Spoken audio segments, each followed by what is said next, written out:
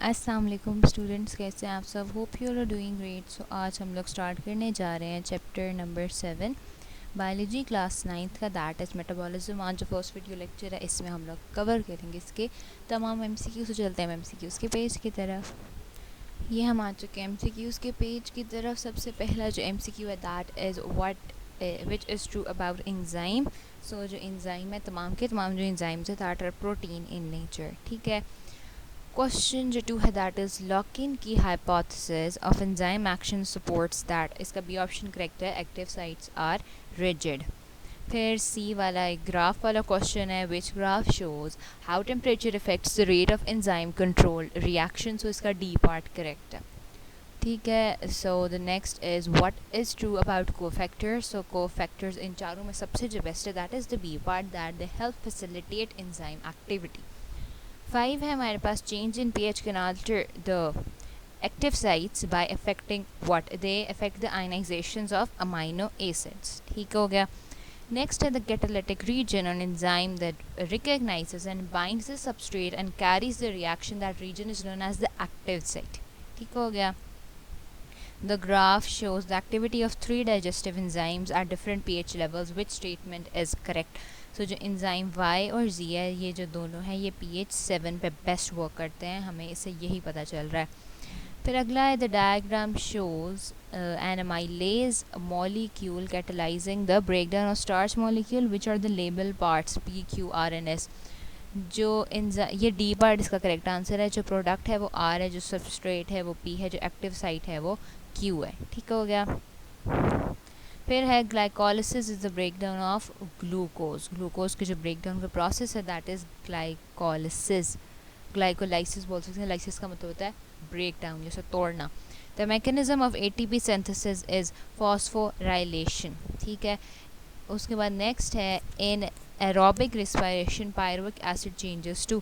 सो aerobic respiration में pyruvic acid change होता है acetyl co enzyme A, COA का मतलब होता है को एंजाइम ए। फिर है which of these uses oxygen as the final acceptor, that is the electron transport chain. फिर है which of these produces carbon dioxide, Krebs cycle produces carbon dioxide. फिर है what are products of light reaction in photosynthesis. जो product है वो ATP है, NADPH है और ऑक्सीजन है, यानी कि ए पार्ट इसका करेक्ट आंसर है। फिर आ जाता है 15th वाला, the diagram shows an overview of photosynthesis which numbered molecule is organic. So जो 4th पार्ट है इसमें, यहाँ शुगर है इसका, वो इसका सही जवाब है। ठीक है, 4th वाला जो है। ठीक हो गया, डी पार्ट। फिर है which feature helps plant to make food most food by the process of photosynthesis. इसमें बेस्ट जो ऑप्शन है वो ब्रॉड और फ्लैट लीव्स हैं। ठीक है, जितना सरफेस एरिया ज़्यादा होगा उतनी ज़्यादा रेट ऑफ फोटोसिंथेसिस ज़्यादा हो जाएगा। 17th है the diagram shows a pond weed in a test tube filled with water, which condition causes the plant to produce more bubbles. So इसमें बी पार्ट करेक्ट है कि डिजॉल्व कार्बन डाइऑक्साइड होनी चाहिए, light bright होनी चाहिए और temperature warm होना चाहिए, तो ज़्यादा अच्छा ये फोटोसिंथेसिस कर पाएगा। फिर 18th है which of the following processes is used by plants to make oxygen during the process of photosynthesis. So oxygen बनता है फोटोलाइसिस ऑफ वाटर से, पानी के ब्रेकडाउन से, लाइट की मदद से जब पानी का ब्रेकडाउन हो।